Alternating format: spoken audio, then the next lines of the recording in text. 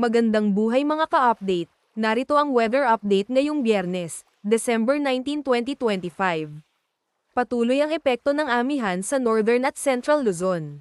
Sa umaga, may mahinang pag-ulan sa Quezon at Oriental Mindoro, pati na rin sa Babuyan Islands. Pagsapit ng hapon hanggang gabi, uulan ng light to moderate sa Cagayan Valley at Cordillera, habang patuloy ang pag-ulan sa bahagi ng Babuyan Islands at Romblon.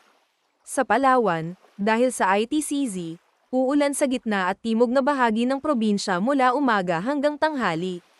Bahagyang hihina ang ulan sa hapon, pero lalakas ulit bago maggabi, lalo na sa Southern Palawan.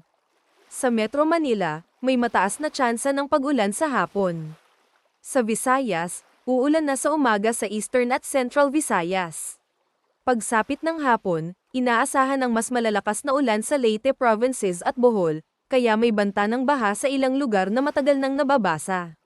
Sa Mindanao, malakas ang ulan mula umaga hanggang hapon sa Davao Region.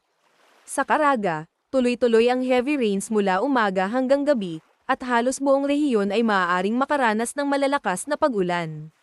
May tsansa rin ng heavy rain sa ilang bahagi ng Northern Mindanao, Soxargen, Mainland Barm, at Zamboanga Peninsula. Huwag kalimutan mag-follow sa ating page and i-share ating video para updated ka lagi sa lagay ng panahon.